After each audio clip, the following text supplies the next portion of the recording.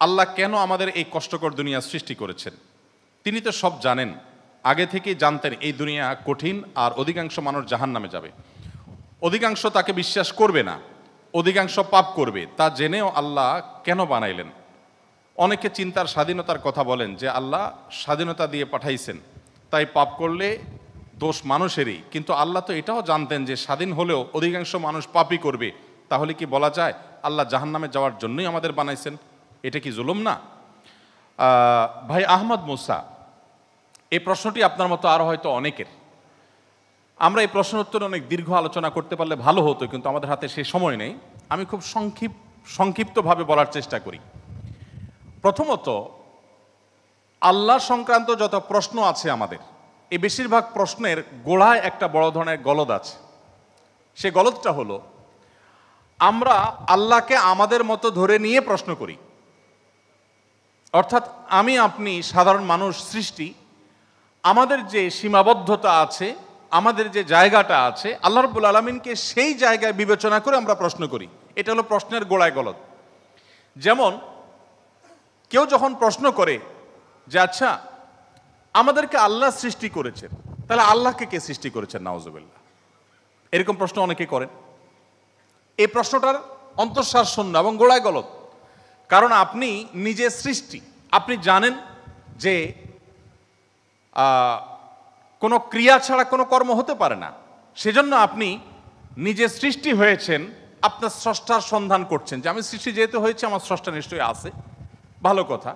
এখন আল্লাহকেও আপনি আপনার মতো করে ভাবছেন যে তাহলে তারও স্রষ্টা দরকার। তারও যদি স্রষ্টা থাকে তাহলে তিনি স্রষ্টা হলেন কিভাবে? আল্লাহর যদি আবার স্রষ্টা বিবেচনা করা যায়, চিন্তা করা যায়, কল্পনা করা যায়, তাহলে তিনি স্রষ্টা হলেন কোত্থেকে? তাহলে তিনিও তো আমার মতো সৃষ্টি হয়ে গেলেন, যে তারও আরেকজন যদি স্রষ্টা থাকে। আল্লাহর কোনো স্রষ্টা থাকবে না, তিনি নিজেই স্বয়ং সম্পূর্ণ। এটা তো অবশ্যম্ভাবী, কারণ সৃষ্টি জগতের আমরা সবাই যখন সৃষ্টি, তাই সকল সৃষ্টির তো স্রষ্টা দরকার। তো স্রষ্টার যদি আবার মনে করেন যে তার আবার সৃষ্টিকর্তাকে, তাহলে সেক্ষেত্রে তিনি স্রষ্টা হলেন কই? তাকে তো আপনি আপনার মতো করে ভাবছেন। তো এইরকম গোড়ায় কিছু গলদ থাকে। এই প্রশ্ন উত্তরে আমি বলি, কোরআনে কারিমে আল্লাহ তাআলা বলেছেন, লা ইউসআলু আম্মা ইয়াফআল ওয়া হুম ইউসআলুন। মহান আল্লাহ তাআলা তার নিজের সত্তা সম্পর্কে বলছেন, তিনি যা কিছু করেন তার এই সমস্ত কাজের জন্য কারোর কাছে তিনি জবাবদিহি করতে বাধ্য নন। কারণ তিনি তো মহান সৃষ্টিকর্তা, তার তো কোনো স্রষ্টা নেই, তার উপরে কেউ নেই, তিনি কার কাছে জবাবদিহি করবেন? তার কোনো কাজের জন্য তিনি কারোর কাছে জবাবদিহি করেন না, কিন্তু সবাইকে তার কাছে জবাবদিহি করতে হয়। এখন আপনি যদি আল্লাহর কাছে কোনো বিষয়ে প্রশ্ন রাখেন, আল্লাহর ব্যাপারে আপনার যদি প্রশ্ন জাগে, তাহলে তার মানে আপনি আল্লাহকে জবাবদিহিতার আওতায় আনতে চাচ্ছেন। মহান সৃষ্টিকর্তা যিনি সকল কিছুর সৃষ্টিকর্তা, তাকেও যদি আপনি জবাবদিহিতার আওতায় আনতে চান, তাহলে তিনি মহান সৃষ্টিকর্তা হলেন কিভাবে সম্ভব? এবার আসা যাক, প্রশ্নে আপনি লিখেছেন যে বেশিরভাগ মানুষ জাহান্নামে যাবে, আল্লাহ জানেন, তাহলে আর দরকার ছিল কি তৈরি করা? এখন এখানে রুটিন দায়িত্বপ্রাপ্ত উপাচার্য মহোদয় আছেন।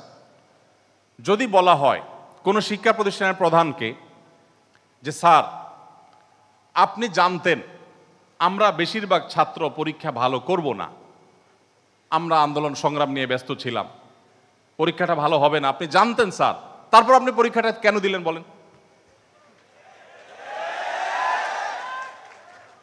কোন কথার উপরে ঠিক? পরীক্ষা দেওয়া হয়েছে কেন? এই জন্য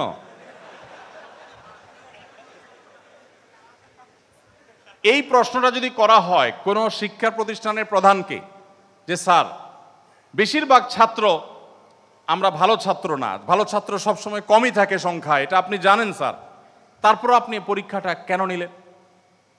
স্যার যদি পাল্টা প্রশ্ন করেন, পরীক্ষা যদি আমি না নিতাম, তাহলে তোমরা বলতো স্যার আমরা পরীক্ষা দিয়ে দেখতেন, সবাই পারতাম। এই কথা বলার অপশন থাকতো কি থাকতো না? স্যার আপনি পরীক্ষা দেন নাই কেন? আপনি দিতেন, দেখতেন আমরা কি পরিমাণ যোগ্য, কি পরিমাণ পড়াশোনা আমরা করেছি, আন্দোলন করেছি, তাতে কি হয়েছে? পড়া পিছিয়ে নেই আমরা, সব ক্ষেত্রে আগে আস, এর ফাঁকে ফাঁকে আমরা পড়ালেখা করেছি। তাহলে আল্লাহ রাব্বুল আলামিনকে আপনি একই প্রশ্ন করতে চাচ্ছেন যে আল্লাহ বেশিরভাগ মানুষ তো জাহান্নামে যাবে, আপনি জানেন, তাহলে সৃষ্টি করলেন কেন? এখন মানুষকে যদি আল্লাহ তাআলা এই অনুভূতি শক্তি তার সৃষ্টির আগেও দিতেন, তাহলে মানুষ তো বলতো আল্লাহ ফেরেশতাদের তৈরি করেছেন, জিনদের সৃষ্টি করেছেন, আমাদেরকে কেন সৃষ্টি করে ইচ্ছা শক্তি দিলেন না, তাহলে আমরা একটু দেখাই দিতাম। আপনি এই প্রশ্ন তো আল্লাহকে করতে পারতেন। মূলত এই সমস্ত প্রশ্নের গোড়ায় গলত আছে। দেখুন, আল্লাহ রাব্বুল আলামিন যখন মহান সৃষ্টিকর্তা, আপনি একটি পুতুল তৈরি করেছেন, একটি পুতুল তৈরি করেছেন মাটির, দুটি পুতুল তৈরি করেছেন, একটি পুতুল আপনি রেখেছেন, আরেকটি পুতুল আপনি ভেঙে দিয়েছেন। এখন আমি যদি আপনাকে প্রশ্ন করি, ভাই কাজটি কি ভালো হলো? একটা পুতুল রাখলেন আর একটাকে ভেঙে দিলেন, কেন এরকম করলেন? আমার এই প্রশ্ন করাটা আপনাকে যদি আমি জবাব দিই তার আওতায় আনি, যে আপনাকে বলতে হবে এটা ইলজিক্যাল কাজ, কেন করলেন? আপনাকে প্রশ্ন যদি আমি করি, এই প্রশ্ন করার কি অধিকার আসলে আমার থাকার কথা? আপনি পুতুলটা সৃষ্টি করেছেন মাটি থেকে, করে আপনার একটা ভালো লেগেছে রেখেছেন, আর একটা ভালো লাগেনি ভেঙে ফেলেছেন। পৃথিবীর কোনো মানুষ আপনাকে জবাব দিয়ে তার আওতায় আনতে পারে? এই অধিকার আছে কারোর? থাকার কথা না। এটা একান্ত আপনার ব্যাপার।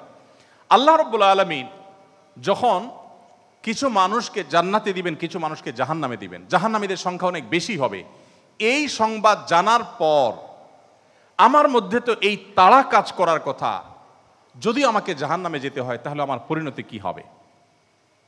তাহলে আমি কিভাবে বাঁচতে পারি, কিভাবে রক্ষা পেতে পারি, কিভাবে আমি আল্লাহর কাছে আর্গুমেন্ট করতে পারি, কিভাবে প্রার্থনা করতে পারি, কিভাবে নিজেকে আমি সে শুদ্ধতার পথে রাখতে পারি? আমার তো সেই প্রচেষ্টা থাকবে। সেটা না করে আমি আল্লাহকে প্রশ্ন করছি, আল্লাহ কেন দিবেন জাহান্নামে, বলেন আগে। ব্যাপারটা কেমন হলো? আসলে আল্লাহ সম্পর্কে ধারণা না থাকার কারণে, বা আমাদের মতো করে আল্লাহকে ভাবনা চিন্তা করার কারণে, কল্পনা করার কারণে এই ধরনের প্রশ্ন আমাদের মনে আসে। যেহেতু আমাদের সামনে জান্নাত অথবা জাহান্নাম দুটি পথের একটি, অতএব একজন ইমানদার, একজন বুদ্ধিমান মানুষ, তিনি তার জান্নাতের পথকে সুগম করার চেষ্টা করবেন, জাহান্নাম থেকে বাঁচার চেষ্টা করবেন। তিনি আল্লাহকে প্রশ্ন ছুড়ে দিবেন না। আল্লাহকে প্রশ্ন ছুড়ে দিয়ে কি হবে বলেন? আমি আরেকটা উদাহরণ দেই। ধরুন, আপনি একজন মানুষ, আপনাকে বলেছে দরখাস্ত দিতে, তুমি আমার কাছে দরখাস্ত দাও। আপনি আপনার এলাকার জনপ্রতিনিধির কাছে কোনো একটা কাজ নিয়ে গিয়েছেন, এবং সাথে দরখাস্ত তো নিয়েছেন, সাথে সুপারিশ নিয়ে গেছেন, হাই হ্যালো নিয়ে গেছেন, কাউকে দিয়ে ফোন করিয়েছেন, নানাভাবে আপনি চেষ্টা করে আপনি গিয়েছেন। সেই ভদ্রলোকের অফিসে যাওয়ার পর আপনি অনেক চেষ্টা করেছেন, কাজটা হয়নি। এখন আপনি কিন্তু জানতেন যে আমি দরখাস্ত লেখার নিয়ম আছে সেই হিসাবে লিখেছি, আবার সুপারিশও করেছি, কিন্তু আসলে হবে সেটাই যেটা তিনি চাইবেন, তার এখতিয়ার আছে এটা পাশ করা বা না করা। এখন আপনি যদি যে তাকে বলেন, ভাই নেতা সাহেব, যেহেতু বিষয়টা সম্পূর্ণ আপনার ইচ্ছাধীন, আপনি দিবেন কি দিবেন না সম্পূর্ণ আপনার এখতিয়ার, আইনও সেভাবে, নিয়মও সেভাবে, সিস্টেমও সেটা, এখতিয়ার 100% আপনার অধীনে, আপনি চাইলে দিবেন, না দিলে নাই, তাহলে নাটক কেন করলেন? দরখাস্ত দেওয়ালেন কেন আমাকে দিয়ে? আমাকে কেন আসতে বললেন? আপনি জানেন সিদ্ধান্ত নেতার হাতে, সিদ্ধান্ত জনপ্রতিনিধির হাতে, সিদ্ধান্ত সে ব্যক্তির হাতে। আপনি জানেন তিনি যা ডিসিশন নেবেন সেটাই হবে। এটা জানার পরও আপনি কিন্তু আপনার চেষ্টায় কোনো ত্রুটি করছেন না, এমনকি আপনি পাবেন না সেই সম্ভাবনা জোরালো হওয়া সত্ত্বেও আপনার চেষ্টা কিন্তু আপনি ত্রুটি করেন না। সেখানে আপনি মানুষ হয়ে বলছেন যে আল্লাহ যাকে জাহান্নামে দিবে সে তো জাহান্নামে যাবেই, এর ব্যত্যয় তো হবেই না, তাহলে আমার আর কষ্ট করে লাভটা কি?